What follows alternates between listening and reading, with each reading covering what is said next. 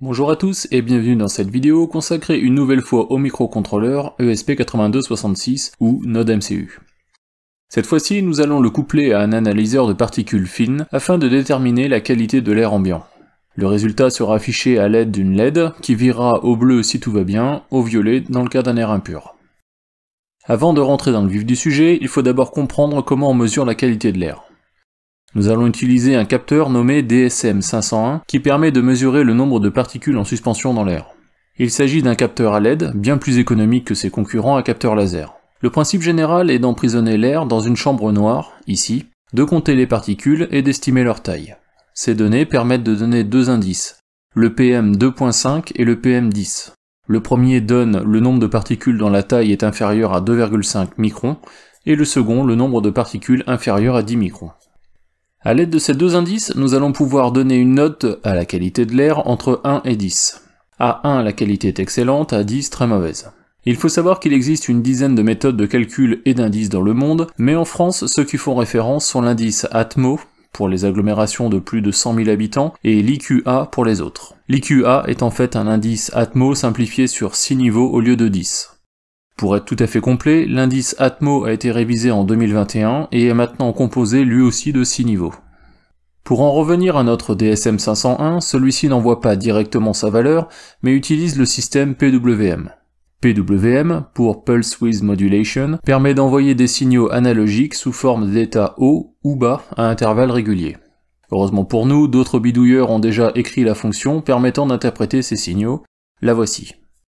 Sans rentrer dans les détails car elle est un peu technique, le code permet d'interroger à intervalles réguliers les ports du DSM501 afin de récupérer ces impulsions. Celles-ci sont ensuite interprétées pour en extraire une valeur exploitable par notre programme. Pour le câblage, je vais utiliser une alimentation externe de 5 volts comme celle-ci. En plus du DSM501, je vais aussi avoir besoin d'un microcontrôleur Node MCU, que vous connaissez maintenant bien sur cette chaîne, ainsi que d'une LED qui servira à afficher la qualité de l'air. C'est le même type de LED que j'ai utilisé il y a quelques mois pour les projets Google Assistant et Blink. Le port plus de l'alimentation est relié à la troisième broche du DSM501, ainsi qu'à la broche VIN du Node MCU, et enfin au port plus 5 volts de la LED. La masse, ou ground, est reliée à n'importe quel port ground du Node MCU, ainsi qu'à la cinquième borne du DSM501, et enfin au port ground de la LED. Au niveau des ports de commande, j'ai choisi de relier le D3 du Node MCU au deuxième port du DSM501, celui qui permet de mesurer le PM10. Le D5 au quatrième port, celui du PM2.5, et enfin le D6 au port de commande de la LED. Les plus bidouilleurs d'entre vous pourront remplacer la LED par un petit écran LCD ou e-ink afin d'afficher un message au lieu d'une couleur. Pour l'assemblage de tout cela, j'ai au départ utilisé une mini breadboard afin de réaliser le câblage sans soudure. Une fois l'installation vérifiée, j'ai tout soudé, ce qui donne ceci. C'est un peu plus brouillon que mon schéma, mais tout y est. L'alimentation reliée au Node MCU, au DSM501 et à la LED, les ports de contrôle du DSM501 et de la LED reliés au Node MCU, et enfin les ports ground ou masse. Pour animer tout cela, un petit tour par VS Code va permettre de créer le programme. Avant toute chose et après la création d'un nouveau projet, j'inclus deux librairies essentielles au programme. FastLED, que nous avions déjà vu lors de la création d'un bandeau de LED, et SimpleTimer, qui va permettre de créer un appel régulier à la fonction de lecture de la qualité de l'air. Dans le programme, je commence par inclure les librairies nécessaires, puis je crée quelques constantes qui font référence aux ports sur lesquels est connecté le DSM501 et la LED. J'ai choisi de réaliser une mesure toutes les 5 minutes, charge à vous d'allonger cette durée au besoin, comme ici à 10 minutes. La fonction setColor nous l'avions déjà vue pour le bandeau de LED, mais je l'ai simplifié car ce projet ne contient qu'une seule LED à programmer. La structure struct-AQI va permettre de stocker les informations de mesure du capteur, notamment les concentrations de PM2.5 et PM10, ainsi que le niveau de pollution nommé AQI. Ce niveau AQI est d'ailleurs le niveau maximal entre les mesures de PM2.5 et PM10. Au niveau de l'initialisation, je configure la librairie FastLED et je passe la LED en blanc avec une luminosité nulle pour le moment.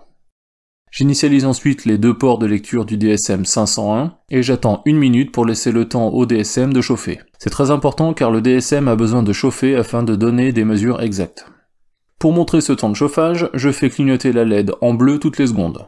Je déclenche ensuite l'appel à la fonction update AQI toutes les sample time secondes. C'est la variable de début de programme que j'ai réglée à 5 minutes.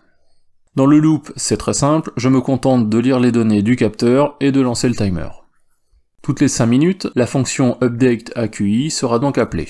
Elle sert à obtenir les valeurs du capteur et à transformer les pulsations dans une unité compréhensible. Je répète l'opération 2 fois, une pour le PM10 et l'autre pour le PM2.5. J'affiche les données à l'écran de la console série pour débugage.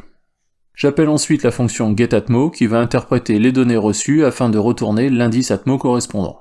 Je me contente pour ce faire d'interpréter les valeurs de PM10 et PM2.5 selon le tableau de correspondance que je vous ai présenté à l'instant. Cette fonction peut sûrement être optimisée, mais je l'ai laissée telle quelle pour une meilleure compréhension.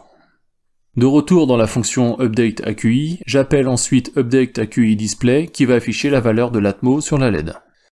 Pour ce faire, en fonction de la valeur de l'Atmo, je passe la LED en bleu si tout va bien, et je suis l'échelle des couleurs, vert, jaune, orange, rouge et violet.